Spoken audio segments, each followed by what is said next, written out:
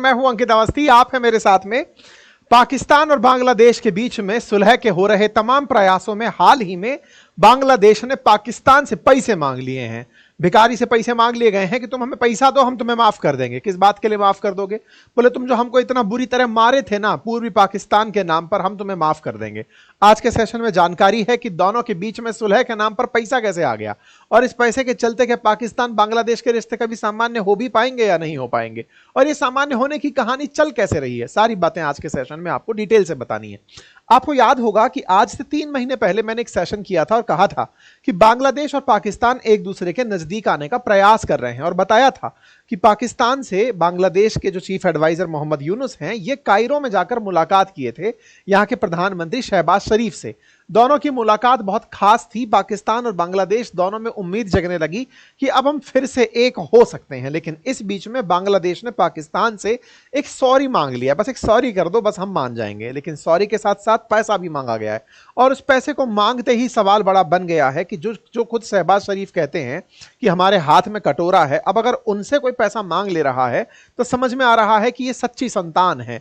असल मायने में बाप से पैसा मांगते समय भिखारी का बेटा भिखारी ही होगा, और वो पैसा मांगेगा तो समझ में एक जैसा आएगा ही। कुछ वैसे इस समय मीम की बाढ़ चल रही है।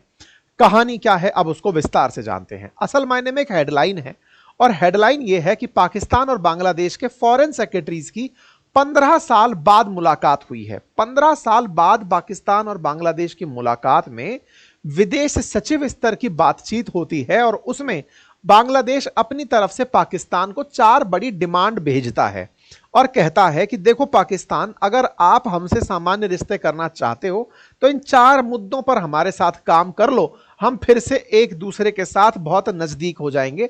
2 स्टेट तो रहेंगे लेकिन देश एक हो जाएगा।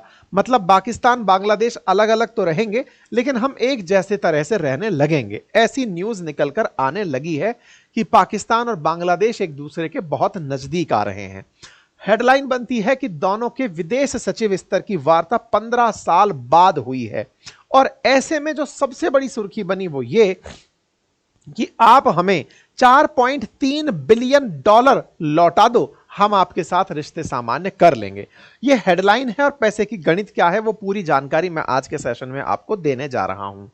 फिलहाल के लिए पाकिस्तान की मिनिस्ट्री ऑफ फॉरेन अफेयर्स की तरफ से हेडलाइन आप देख सकते हैं, ट्वीट देख सकते हैं, जिसमें इन्होंने बताया कि बांग्लादेश के अंदर पाकिस्तान की फॉरेन सेक्रेटरी अम्मा बलोच गई थी, और दूसरी तरफ से बांग्लादेश के foreign secretary MD Jasim Uddin जो थे, इन्होंने मुलाकात की थी। यह मुलाकात में मोहम्मद यूनुस से भी मुलाकात की थी, और साथ ही साथ में यहां के विदेश को रिप्रेजेंट कर रहे जो विदेश सचिव हैं, जो भारत के साथ भी बातचीत किए थे, उनसे भी बातचीत की थी। Chief adviser government of Bangladesh ने इनके साथ जो बातचीत हुई उन्हें फेसबुक हैंडल पर अपने डाल दिया। लेकिन उनमें से जो 4 बड़ी बातें निकलकर आई वो इस समय दुनिया के बीच में सुर्खी बनी हुई हैं। क्या बनकर के आई? बनकर आई कि अपॉलॉजी फॉर 1971 जीनोसाइड, कि 1971 में जो आप लोगों ने हमारे यहां नरसंहार किया था उसकी सॉरी बोलो, नंबर 1। नंबर दूसरा, $4.3 बिलियन का हमें युद्ध का कंपनसेशन दो। कौन सा युद्ध? जो पूर्वी पाकिस्तान पर पश्चिमी पाकिस्तान ने थोपा था, यानी यह कहें कि बांग्लादेश पर जो आज के पाकिस्तान ने थोपा था उसका $4.3 बिलियन हमें कंपनसेशन दो। और 1970 में हमारे यहां पर एक बहुत बड़ी तूफान आया था, और उस तूफान में दुनिया भर के लोगों ने पैसा भेजा था। वो $200 मिलियन था उस समय पर। हमें हमारा वो पैसा वापस दो, जो हमारे कंपनसेशन के लिए आया था वो पैसा वापस दो। और एक लाइन कि आपके यहां से कुछ मुसलमान बांग्लादेश में रह रहे हैं जो कि वास्तविकता में चाहते पाकिस्तान को हैं, और वो पार्टीशन के समय बंगाल वाले हिस्से में आ गए थे, आप उनको वापस लेकर जाओ, जिन्हें बांग्लादेश के अंदर भी बिहारी कहा जाता है। बोले उन मुसलमानों को वापस यहां से लेकर पाकिस्तान चले जाओ। अब ये 4 क्या हैं मामले, इनको एक एक करके डिटेल में समझते हैं। ध्यान से समझना। 1965 में भारत और पाकिस्तान के बीच युद्ध हुआ। भारत ने पाकिस्तान को बुरी तरह हरा दिया। 1965 के बाद में एक चीज धीरे धीरे ऑब्जर्व होने लगी, और वो ये थी कि ये जो पाकिस्तान 2 भागों में बटा हुआ है, इसमें से इस तरफ के जो पाकिस्तान के मुसलमान हैं वो पूरब की तरफ वाले मुसलमानों को असली मुसलमान नहीं मानते थे। कहते थे कि तुम्हारा पहनावा अलग है, तुम्हारे यहां की महिलाएं साड़ी पहनती हैं, क्योंकि वो बंगाल से मैच करती थी, इसलिए इन्हें दोयम दर्जे का मुसलमान माना गया। ईस्ट पाकिस्तान में 55% आबादी थी, लेकिन बजट का 80% जो हिस्सा था वो पाकिस्तान में खर्च हो जाता था, जो कि पश्चिमी पाकिस्तान था। आबादी का हिस्सा यहां ज्यादा और खर्चे इस एरिया में ज्यादा कर दिए जाते थे। पश्चिमी पाकिस्तान में एक सुप्रीमेसी थी, क्योंकि सेना में मैक्सिमम लोग वो अपने पास से रखते थे। इस बात से ईस्ट पाकिस्तान के लोग जो आज अपना बांग्लादेश बना लिए हैं, ये नाराज हो जाते हैं।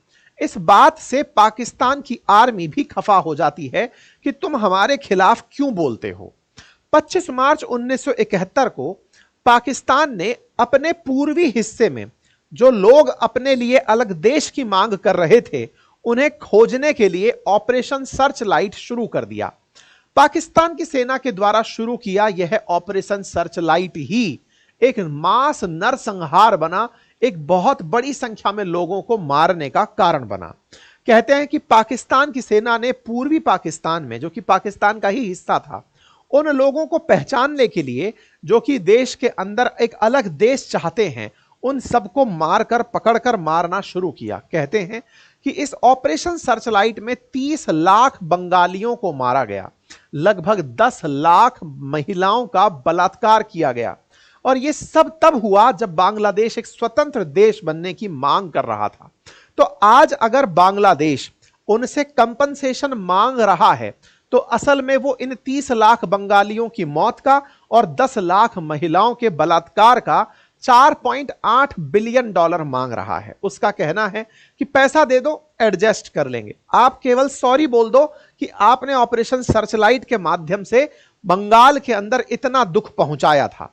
पाकिस्तान की सेना ने उस समय जो जुल्म ढहाए थे, उन जुल्मों के लिए ही आज जो इनकी बैठक हुई है, उस बैठक में आवाज उठाई गई है और कहा है कि आप उस समय की माफी मांगो, और उस समय जो पाकिस्तान के अकाउंट में पैसे थे, उन पैसों में से $4.8 बिलियन हमें ट्रांसफर करो। तो यह बड़ी ही शर्मनाक स्थिति बांग्लादेश के लिए है कि वो पाकिस्तान से रिश्ते सामान्य करने की कीमत में अपने 40 लाख बंगालियों के साथ हुए इस दुर्भावनापूर्ण कृत्य को भूल रहा है। खैर, जो भी है, फिलहाल के लिए बांग्लादेश के अंदर इस तरह की स्थितियां आज जो बन रही हैं, उन्हीं स्थितियों को देखते हुए आगे की बातें की जा रही। खैर, ऑपरेशन सर्चलाइट के अंदर इस तरह की स्थितियां बनी।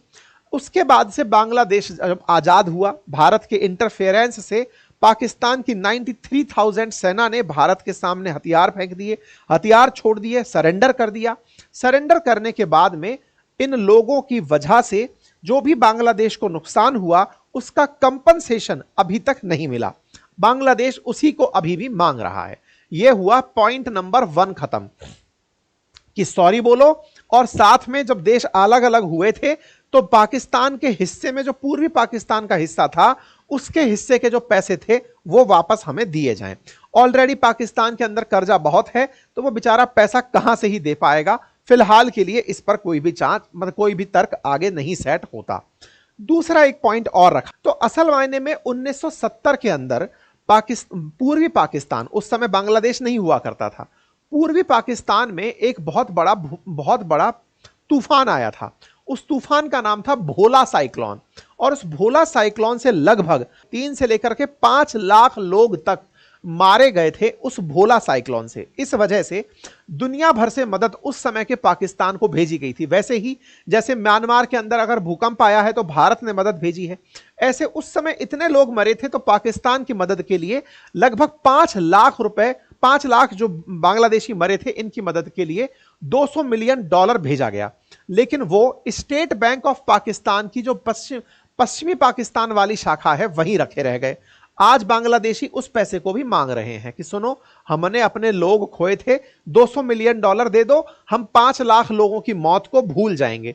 तो बांग्लादेश के जो हालात हैं वो कंगलादेश की तरह बिहेव करने के हो गए हैं कि पैसा दो, हम सब भूल जाएंगे। 4.8 बिलियन दो, 40 लाख लोगों की मौत भूल जाएंगे। 200 मिलियन दो, 5 लाख मौतों को भूल जाएंगे। खैर, इस तरह की इनकी फिलहाल के लिए डिमांड चल रही है। इसमें से सबसे बड़ा सवाल फिर यह बनता है कि क्या बांग्लादेश इस स्तर तक आ गया है कि पाकिस्तान से कंपनसेशन प्राप्त करके सब कुछ भूल जाएगा? तो इस पर यहां के कई बुद्धिजीवियों का कहना है कि भूल जाना चाहिए। क्यों भूल जाना चाहिए? दो एनिमी क्या एक साथ नहीं हो सकते? ऐसा कह करके यहां पर सो कॉल्ड जो इंटेलेक्चुअल्स हैं वो इस तरह की बहस को आगे बढ़ा रहे हैं। इसका मतलब यह है कि पूर्वी पाकिस्तान की स्थितियां बांग्लादेश में फिर से बनती जा रही हैं।